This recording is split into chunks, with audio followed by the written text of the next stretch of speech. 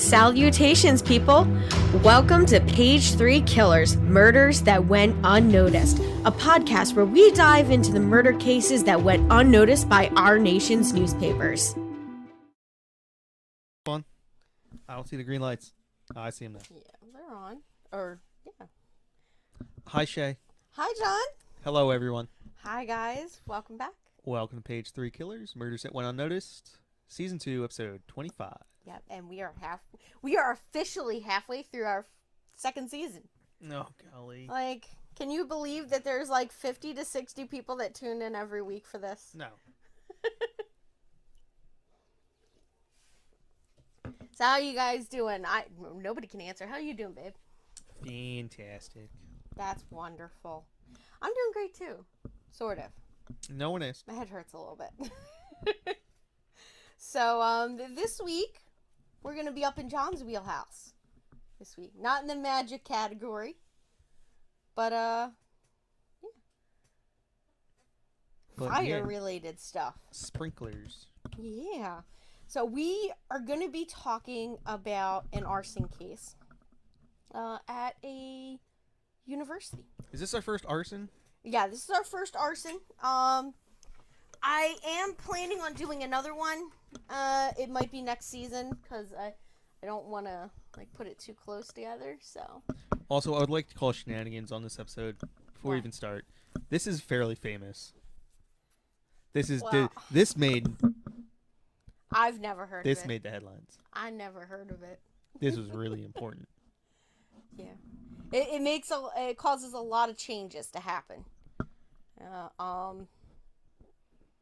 In how things are done for schools and businesses and stuff like that for sprinkler systems. So super important. So if you guys haven't heard, what we're going to be talking about is the Boland Hall fire. Yeah. More commonly known as the Seton Hall fire. Yeah. So that's what we're going to be talking about. Before we roll into that, let's thank our patrons. Babe, you want to give our shout outs? Ralunk. I think it's supposed to be Ralunk. Chelsea and Stacey. Yep. Thank you. Thank you guys for donating on Patreon.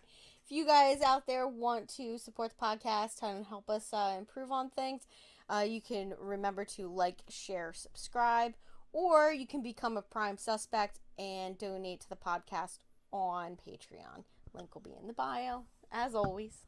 Thank you. Yes. All right. So this happened in 2000. You know, that turn of the millennia, right? Kind of. Yeah. So we are going to start off with our news for 2000.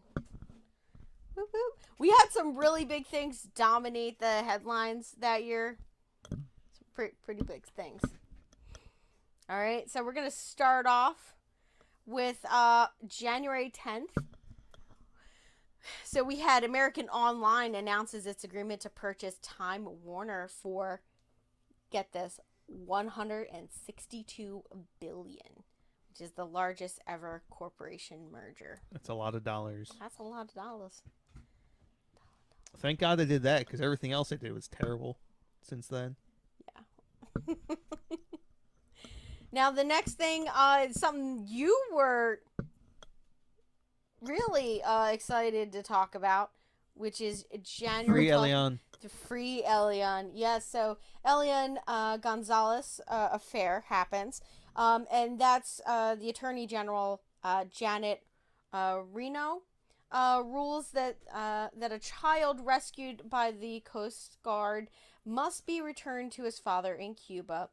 Now, following that on April 22nd, so basically what happened in between January and April is that the family, like, basically a lot of people didn't want him to go back to Cuba because his mother had died trying to bring him to Cuba, right? Or bring him from Cuba to the United States.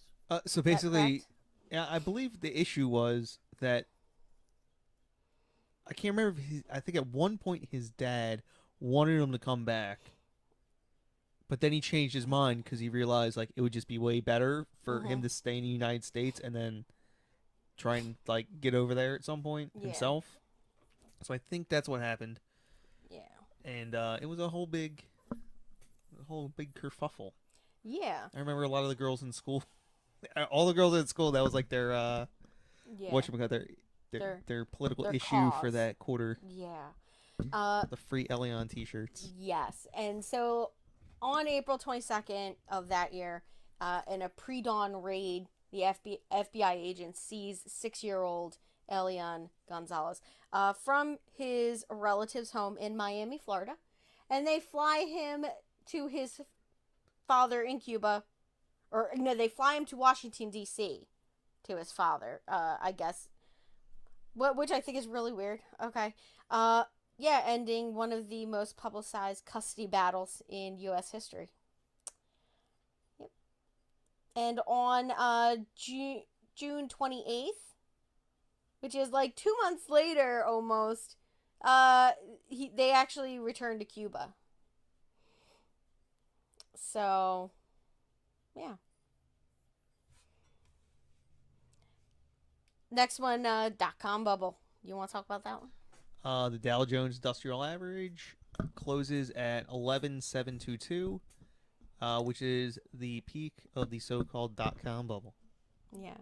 And I think you would want to read the next one as well. The rap metal band Rage Against the Machine plays in front of Wall Street, prompting an early closing of trading due to the crowds.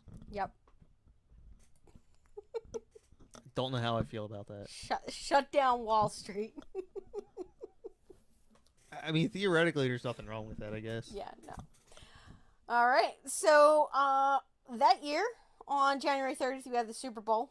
The St. Louis Rams win the NFL championship for the first time since their 1951 when they defeated the Tennessee Titans 23-16. Or no, this was this the year that they beat the Tennessee Titans? Yes, the Rams beat the Tennessee Titans. Yeah. I've never heard. Well, I've heard of the Rams. I've never heard of the Tennessee Titans. So they've only been around for 25 years. Yeah. Why don't you include the Super Bowl every year? Because that would be like. Because okay, so. I don't feel like it's super important, but well, you included it on this one. That's why I thought it was weird. Because it was a big thing that year, I guess. I don't know. Our next one is we have on January 23rd, Alaska Airlines Flight 261 crashes in the Pacific Ocean, killing all 88 people on board. I feel like this is the end of the mass airplane crashing. You don't hear about airplane crashes like you did in the 90s. Oh, yeah, like where they... Like, I just remember all the time, like, seeing on this plane crashed, this plane crashed, this plane crashed. I know, like, major crashes. Yeah. I like, mean, all the time. I don't hear that anymore. And they're always in the Pacific. Like, I'm just saying. Or, well, most of them are like, there's a lot of ones from like Asia. Like, yeah, I remember Malaysian Airlines. Malaysian Airlines. Yeah, they found some parts of lot. that one washed up on beaches in like what Australia and in some of the Peloponnesian islands. But I feel like it started its decline in the 2000, around 2000. You know what? I just think that they pay off the media so we don't hear about it. That's what I think. It's one theory. Because everybody knows airlines are real shit right now, so. They're shady businesses. Yeah. Like, especially like right now with all the issues that they're having. Just canceling flights left and right. Maybe you'll make it on your plane. I was actually surprised when you went on your trip, nothing went wrong. The other one, then nothing went wrong. Well, it wasn't like us. They picked you at, American Air, which is like the biggest one. So yeah. They would pick like Spirit. You're like 50-50 for Spirit even to show up. Yeah. And then when you get on board, you have your knees up against your chest. They're a budget airline. Yeah. Do you want to read the next one? The Phillips explosion kills 2,000. I'm sorry. Kills 1 and injures... Wait, what? 71. Oh, of 2,000. That's a silly sentence. The Phillips explosion of kills 2,000. Kills 1 and injures 71 in Pasadena, Texas. Yeah. Or not. Yeah, Pasadena. I could actually not find out more about this. I'm assuming it's the Phillips explosion. I don't know anything about that. Like, don't remember it at all. I kept hearing it was a big deal, and then I was like, but I couldn't like find out exactly what happened. So, if anybody knows that, please let me know. So, on April 3rd, we have the United States versus Microsoft.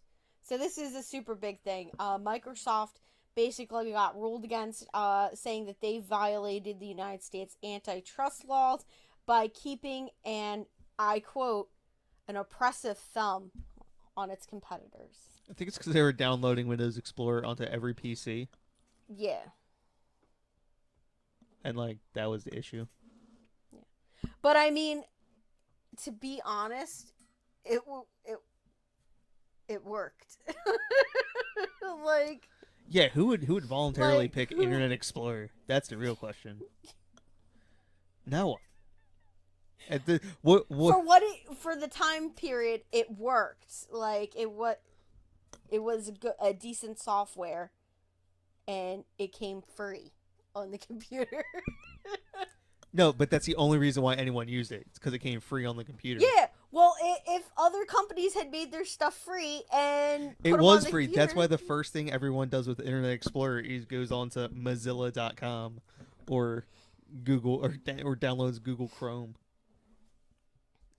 Please get me away from this Microsoft garbage. Edge is a little bit better. All right. So the next one is October 11th. So we have 250 million gallons of coal sludge spills in Martin County, Kentucky. In case you guys haven't noticed, John is having a little battle with our cat, Pandora. Come here, baby.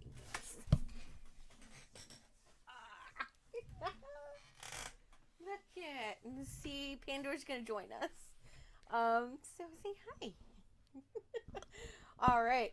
So we have, basically, coal sludge spills all over in Kentucky, which is considered a greater environmental disaster than the Exxon Valdez oil spill, which I can't believe that.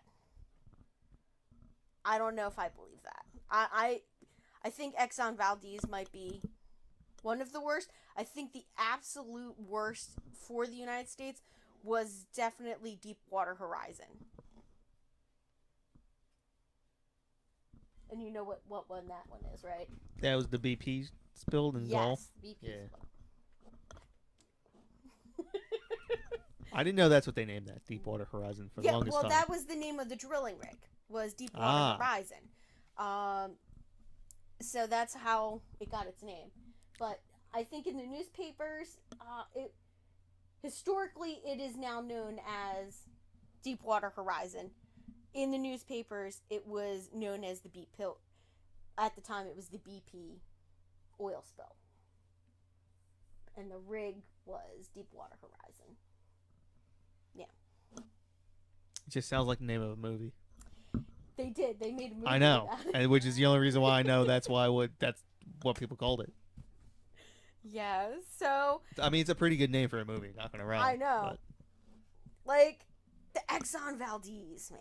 Come on. Like that was just super interesting one. I mean, the guy was drunk. Yeah, it's a criminal, right? All right, so now for our seedy side. You want to start us off? A blast from the improvised explosive device in front of Barclays Bank, across from the New York Stock Exchange on Wall Street, wounds dozens but kills none. Yeah. And then on March 9th, we have the FBI arrests a famous art forger, Eli Shakal. In New York City. Shakal? You're the artist. Shakal? You're the one who should know this. Yeah. I'm terrible at pronunciations. And like the next one. On March 20th, which is my birthday, we have Jamil Abdul Amen. Amen? So, Jalil Abdullah Al Amin. I believe it's Amin. Amin? Yeah. Amin. AKA Rap Brown. Right? A former Black Panther is captured after a gun battle in Atlanta, Georgia, that leaves a sheriff's deputy dead. And the only thing that popped in my head when I read that was Bob Marley's "I Shot Yes, the Sheriff." that's the first thing that should pop into your head. And I was just like, no, you did. You shot the deputy. Yeah, so that terrible thing happened. Our next one, you want to read that? Richard Burnhammers begins a 2-hour racially motivated shooting spree in Pittsburgh, Pennsylvania, leaving 5 dead and 1 paralyzed. Yeah, it was like... There's no way that's a real last name. You want to look it like, up? I couldn't come up with a more German last name if I possibly tried. And, like, this is obviously just, like, a neo-Nazi who changed his last name to be, like, uber German. Yeah. Pretty much. So, on July 12th, we have a 30-year-old mechanic named Thomas Jones is pursued by law enforcement officers from the Philadelphia Police Department.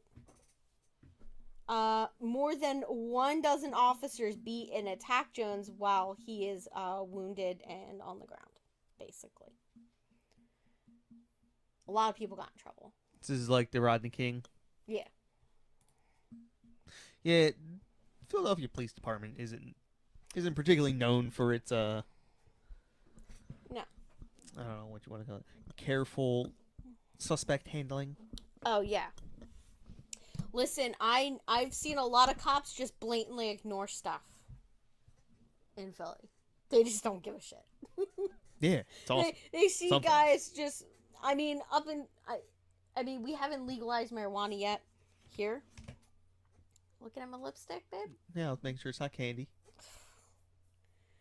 Yeah, that's candy. Okay. So yeah, I've seen them just like walk by people. You know what? They harass the wrong people. Is what I've noticed. You know, some homeless guy that's not doing anything, that's just like walking or sitting somewhere, they'll just go up and start harassing them and make them move and stuff like that. But like people openly drinking and shooting up drugs, they ignore. Is what I've noticed. So yeah. Way to go. But now, to get into our topic for tonight. So we're going to start off with talking about the Boland Hall fire. So I'm going to call it Boland Hall. John will probably call it Seton Hall. So Boland Hall is a hall inside of Seton Hall, which is a university. Yeah. Not so. It's not like we're trying to talk about two different places. Yeah. Or even the same place with two different names. Yeah. And Seton Hall is a university in South Orange, New Jersey, right? Yeah. Yeah. And this fire happens on January 19th of 2000. So 3 students die in this, 58 people are injured, and basically a lot of people received severe, very serious burns in this. So there's like several people that, survived that were horribly disfigured from this. I looked this up, and it was one of the deadliest college fires in recent U.S. history. Although, I must say that since then, there's been 197 fires at colleges. That have killed someone? Like serious fires, but not serious fires at... Yeah. Okay. That makes a lot of sense given the average age of the person on campus. Oh, yeah. Like, that makes sense. Yeah. Now, I don't know if I should read the next part, but I'm just gonna... this is, like, background for you guys. So, basically, 2 students, like, set this fire as a prank and don't get indicted until, like, 2003 on this. And it's super crazy. But I'm not going to read the next part on that. So, yeah. Now let's talk about the fire a little bit. So how much do you know about the fire itself? Not a ton. Not a ton? Okay. Well, you're about to learn this side of it, okay? So, this fire starts at around 4:30 a.m. on January 19th. Now, most of the students at this time were asleep inside the building. Now, 2 students that were later identified as Sean Ryan and Joseph Lepore set fire to a paper banner that had been partially torn off the wall, like off of a wall display located on the 3rd floor lounge. So they're on the 3rd floor, they're goofing off. They decide that they're gonna, do this. They're gonna pull a prank. Because apparently it was a super cool thing in this freshman dorm to pull the fire alarm and have everybody go outside in the middle of winter and have to stand outside in their pajamas while the fire department comes in and clears it and whatnot. Like, that's a great prank. Terrible idea, right? It is a horrible idea. Yeah, so I'm not really sure what the average of this happening, but I did read one article where one of the students said that it was so common for the fire alarm to get pulled that they would hide out in the bathroom stalls to, like, study or write their papers while the fire alarm was going off until it got shut off. And that the fire department, didn't always come out or something like that. Kind of thing. So, now, in these 2 students' accounts, alright, the 2 men weren't intoxicated on a college campus. Alright, so alcohol and male testosterone leads to a lot of problems. And this would be it. So they decide that they're going to set fire to this banner which would cause the smoke detectors to go off. And the students would have to evacuate into it was like 20 degrees out. So my problem right here is, okay, yeah, the smoke's going to set off the smoke detectors. But what about the actual fire? Like... You don't think about, like, that part? I mean, I assume that they had planned to just light it temporarily and then put it out immediately. I guess But so. either something was escalated faster than they could react to. No. Or they... Okay, how about I tell you what they did? Okay. All right. So Ryan lights a match and passes it to Joseph, who then they pass it back and forth.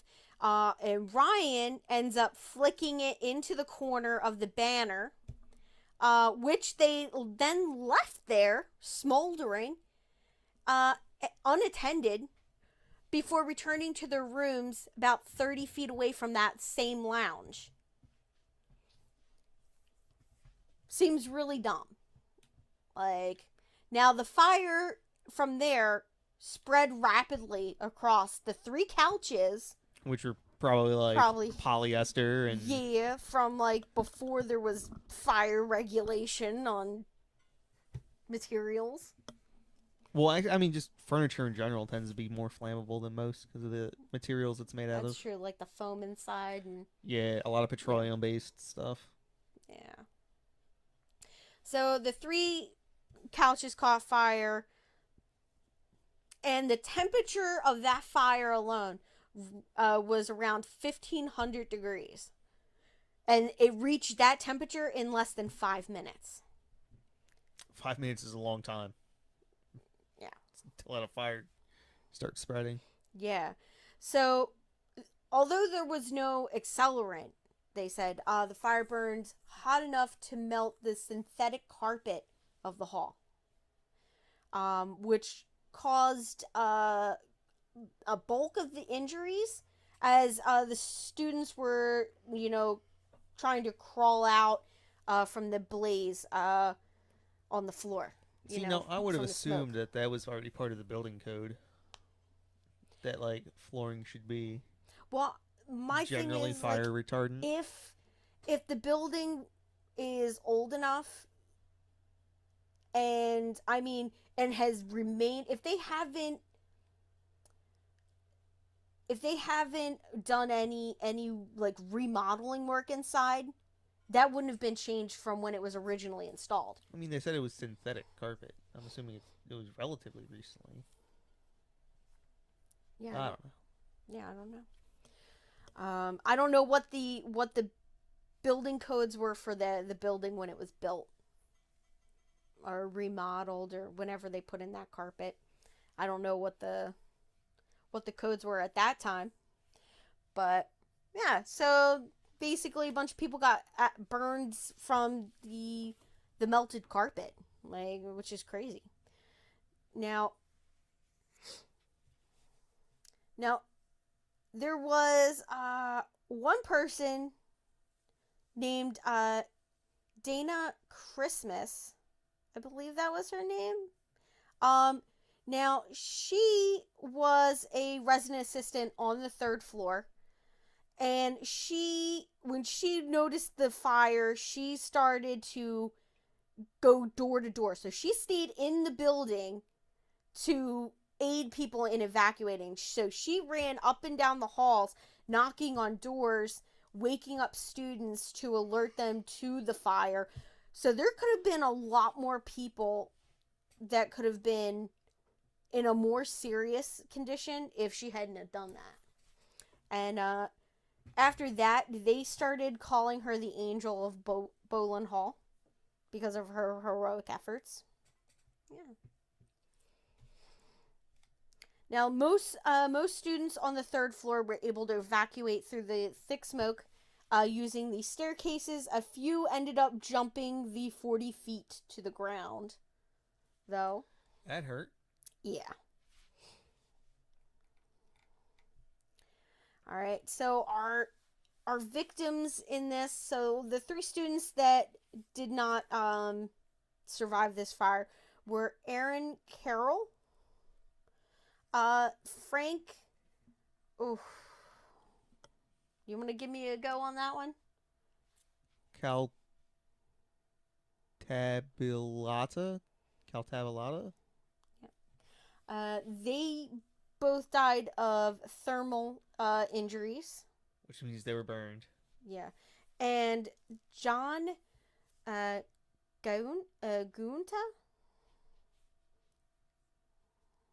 Sure.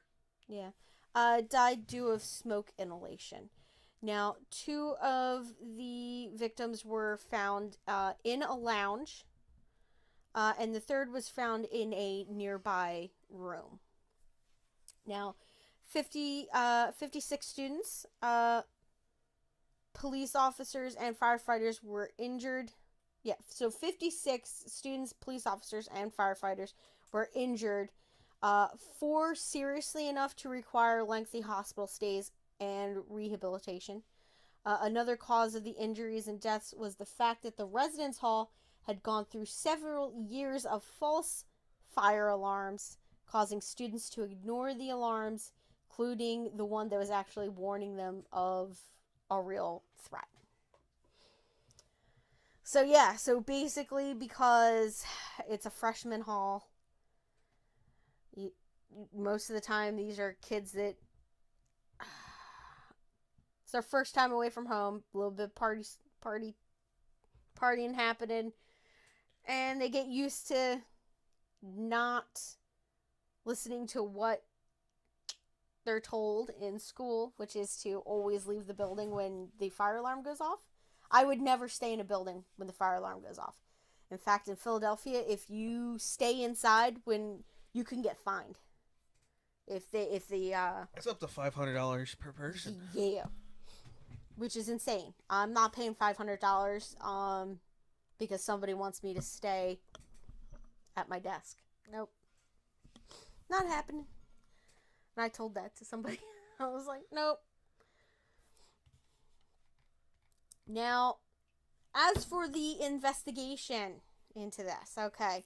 So, obviously, we have, the police department, the fire department. They do their investigation. Notably, there was a report about the fire was created for the legal team of the defense by Doug Carpenter and Rick Roby. Roby? I'd say Roby. Yeah, Roby.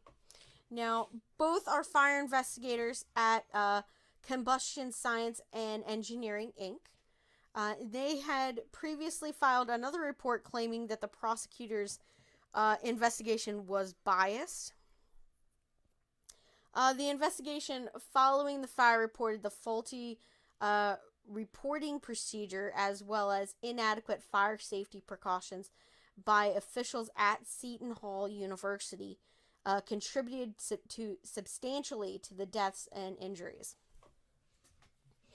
Now, it was also revealed that Boland Hall lacked sprinklers, though the university claimed that at the time the residence hall was still in compliance with the building code, and it was technically, because it had been basically grandfathered in. Yeah.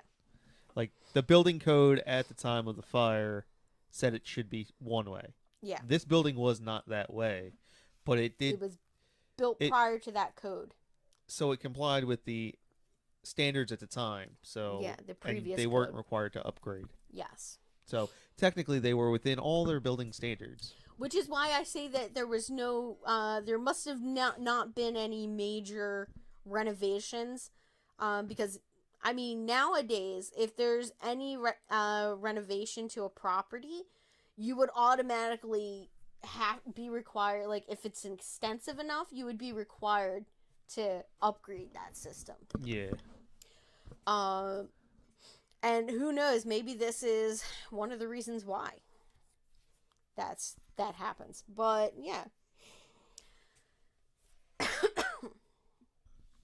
Now, the report created by the defense team found that the ignition location for the fire was most likely a dropped cigarette and not arson. Well, we already know what they did, so... Yeah, we know, but the cops don't. Well, this is This is the defense's report. So, of course, the defense's report is going to go against what the prosecutor's office has, Now, in response, New Jersey enacted the first mandatory residence hall sprinkler law, in the nation. So they are the first ones to require all residence halls to be sprinklered, because you're going to have people staying there for prolonged periods of time, right? Pretty much. Yeah, basically the rule of thumb is there going to be people who are unconscious overnight? If the building is intended to house that particular situation, it is required to have sprinklers. Yes. Which is why you might see a lot of businesses that don't have sprinklers, because they're not required to, because there is no one. That building is not intended to have unconscious people in it overnight. Yeah. Which is and I mean there are exceptions to that rule, like grocery stores, places that have any place that would have combustible materials stored in it would be required to have those. So they're Oh yeah, no, there's a lot more requirements that require you to have sprinklers, but this is the particular for this situation, for this particular case. All right, so now a state law provided legal immunity to Seton Hall University from negligence claims due to the status as a religious nonprofit charitable institution. I'm just saying, do they make money? Yeah. No. It's nonprofit. Like, do they get donations? Like they may have an endowment, but that's bull. So basically they couldn't be charged with anything. However, in 2001, the university did reach a settlement deal with the families of the victims, including including the 2 that died in the fire and 10 that were injured. Now, after a 3.5-year investigation, on June 12th, 2003, a 60-count indictment charged the 2 freshman students, Sean Ryan and Joseph Lepore, of starting the fire and felony murder for the deaths which resulted. That's crazy. Now, felony murder is a stretch. Yeah. So, during an attempt to arrest Joseph Lepore, officers used an unmarked police vehicle with sirens and lights to get Joseph to pull over his vehicle. He then proceeded to back his vehicle into the police officer's car. After they both came to a stop. Like maliciously or just like accidentally? They made it sound like it was maliciously, so I'm assuming as he got jittery and accidentally stepped on, like thought he put it in park and accidentally hit reverse and then... if he has stick shift, I guess maybe. Yeah. It was not made clear in the article. All they said was that he backed into the police officer's vehicle. It didn't say whether it was accident or intentional. Yeah, it's a little ambiguous. Yeah, that's how the news likes to write shit. So, now on November 15th of 2006, Joseph Lepore and Sean Ryan admitted that they had set the fire and plead guilty to third-degree arson, as well as pleading guilty to witness tampering. Wow, witness tampering? I wonder what they did.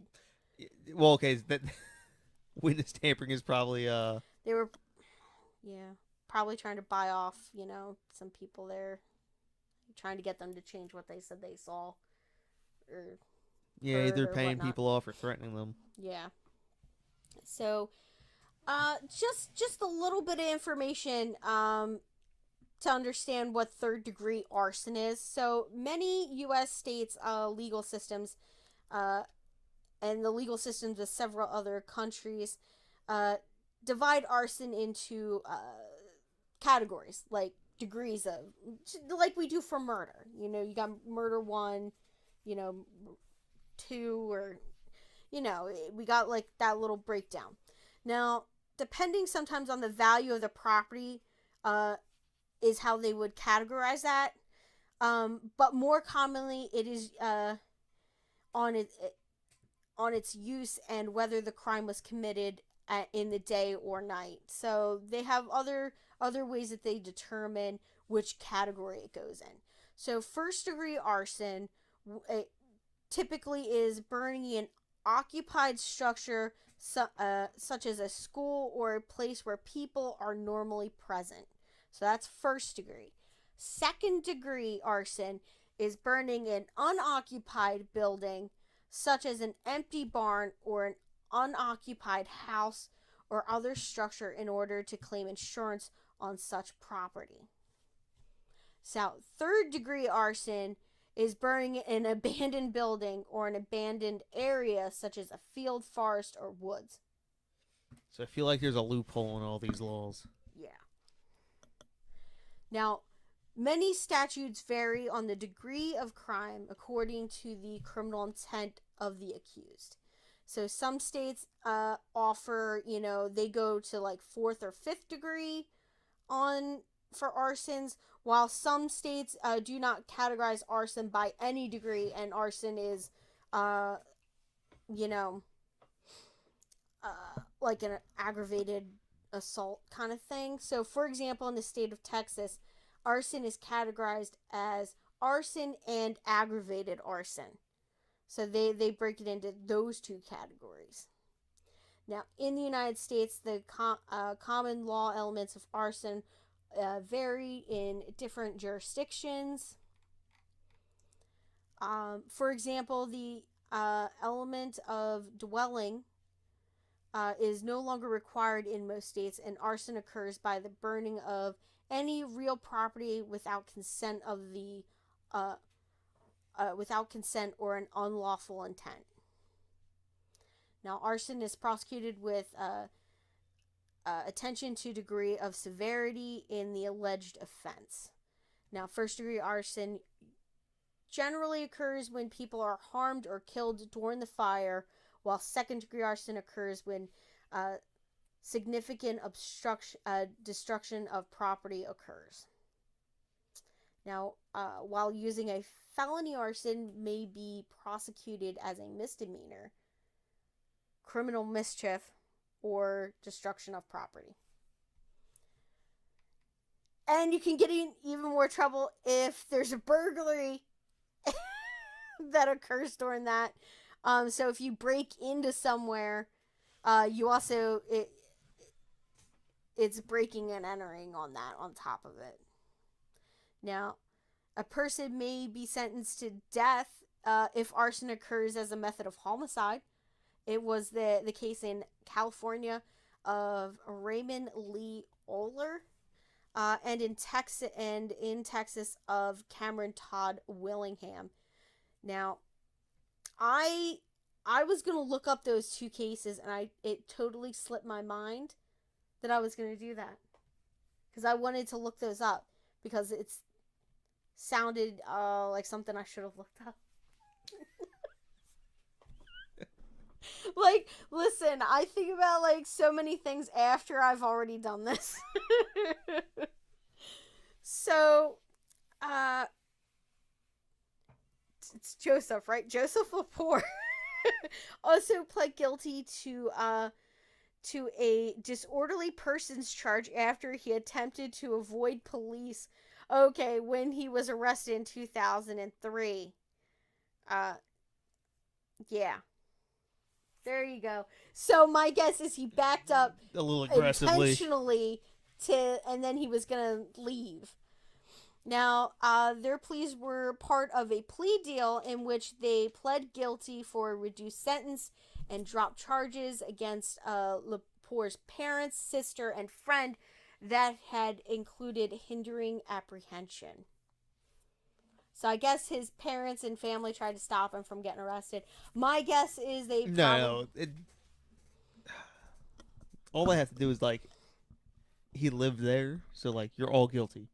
So now that puts pressure on the defendant So, because like, please, now we're going to yeah. prosecute your family on top of you. So do you want to see your family That's kind suffer? of a dick thing, though, because he wasn't living with them at the time that he did this.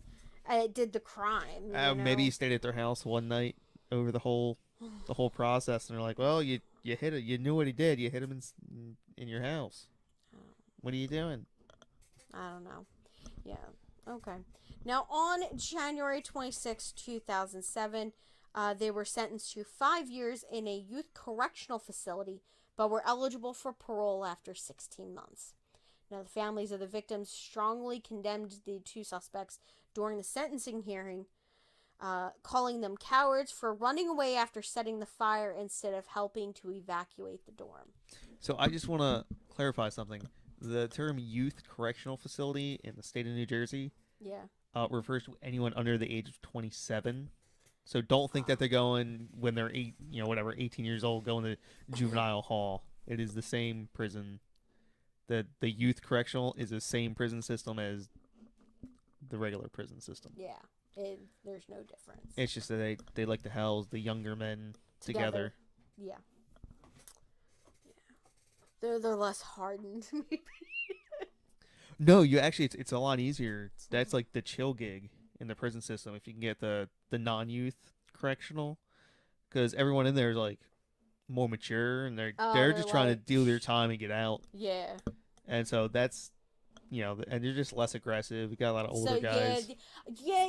Now that I think about it, testosterone makes people very makes men aggressive. Well, like anything over 27, that's when you're during start your dropping. peak. That's when you start dropping your aggression. Starts dropping. Yeah. Well, not necessarily your testosterone, but your aggression. Yeah, because your brain's developed.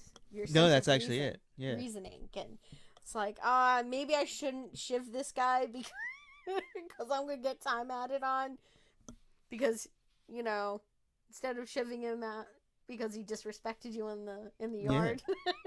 Yeah. Well, the last part of the male brain to get developed is the frontal cortex. Yeah. And that future planning is part of that. Yeah. So anybody over 27. It tends to be a lot less aggressive. So that's the chill gig. You don't want the youth correctional. That's where all the young guys are. Yeah. That's where all the a lot of people who don't like you, a lot of fighting. Yeah. A lot of people trying to be the alpha dog. Which is so dumb. Because, you know what? People are not animals. Well, I mean, actually, you know what they are. But, did I ever tell you about the study that they pulled that term from? The alpha term? Yeah, I know. It's pretty famously. Ever since then, he's been trying to refute it because he's like, you guys listen, it wasn't wrong. Really that. I didn't mean it like that, guys. It's like it was a study of captive wolves, and he said, they changed their structure, and one of them becomes the dominant male, and then they follow that dominant male. But out in the wild, it's a family group because each pack is made up of a female, a male, and their offspring. And that is a pack. So he's like, so it works more in like a family. They listen to the older two. They follow the older two and not just the singular male. So he's like, you know what? No, I was wrong in that. Please stop. And now he gets all upset about like these people doing this like alpha, oh, I'm an alpha, you're a beta, bitch, like kind of thing. So what are your thoughts on Sigma? I have no idea. You don't even want to know. Look that up, everyone. Sigma male. Yes, there are people who think this way. Now I'm curious. I'm going to have to look it up. All right. Just write it down. Remember, look it up. I'll look it up. It's funny. Very cringy. Yeah. Now, on March 31st, 2008, both Lepore and Ryan were denied parole from the Garden State Youth Correctional Facility in Yardville. I was literally there inside of that building today. Oh man. That was my job for the day, Garden State. There you go. Now they had been incarcerated there since February of 2007. Now, Lepore was eligible for parole after another 18 months, and Ryan after another 11 months. Now, on May 6th, 2009, Ryan was released on parole. Now, Lepore waived his right to be considered for parole and decided to serve out the remainder of his prison sentence and was scheduled to be released no later than 2010. So, in all, Lepore served less than 3 years in confinement. After he was released, he married, started a family, and the article said he works currently in home improvement. He's a contractor. Yeah. Now, as the aftermath of this, all right. So as the dormitory where the fire occurred did not have sprinklers, they were installed in all dormitories in Seton Hall's campus in the summer of 2000. So they really quickly, as soon as they didn't have any students in there, they put in sprinklers everywhere. Shortly after the fire, New Jersey passed legislation that required all dormitories to have sprinklers within 4 years of this ruling. So on December 7th, 2000, there was a trash fire in Boland Hall, leading the students and residents to a 3-hour evacuation, which was prior to this fire. Now, the fire, which was confined to a trash barrel on the first floor, was controlled by a sprinkler system installed since the original fire. Wait, I think I might have a date wrong on there. No, you have the whole thing backwards. Huh? So, yeah, so I have the wrong date. This has to be the wrong date. No, right here. It was a fire after the fire we're talking about. But our fire happened in January of. Okay, yes. Yeah, all right, this is the other end of the year. Yeah, this so is 12 months later. I'm thinking like it's reversed. I'm like December and then January. I'm like, hold up. Yeah. So basically, there was a second fire, but that fire was controlled by a sprinkler system, and was basically put out. There were no injuries reported in that case. The fire was investigated by the Essex County Prosecutor's Office, and 3 students, So, not sure exactly how that case ended, but as for this one that we're talking about, the 3 students who died were honored with bachelor's degrees in the class of 2003's graduation ceremony. Now, on the anniversaries of the fire, the university hosts a memorial mass in honor of the victims, and a memorial was installed near the dormitory. So Matthew Rainey won a 2001 Pulitzer Prize for features of photography for his series in the Star Ledger, depicting the recovery of 2 students who sustained serious burns and injuries from the fire. Now, the recovery of the 2 injured students was also featured in a documentary by, oh my gosh, can you take that one? Guido Ververen? Yeah. Yep. Who created the documentary After the Fire, A True Story of Heroes and Cowards. Yeah. Now, in 2017, U.S. Senator Bob Menendez, U.S. Representative Bill Pascrell, and And U.S. Representative Donald Payne Jr. Joined safety advocates, local officials, and university representatives to announce the Campus Fire Safety Education Act.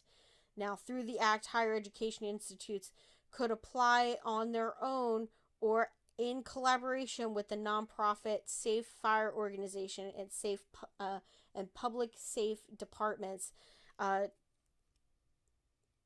or public safety departments, to receive funding to initiate, expand, or improve fire safety programs on campus.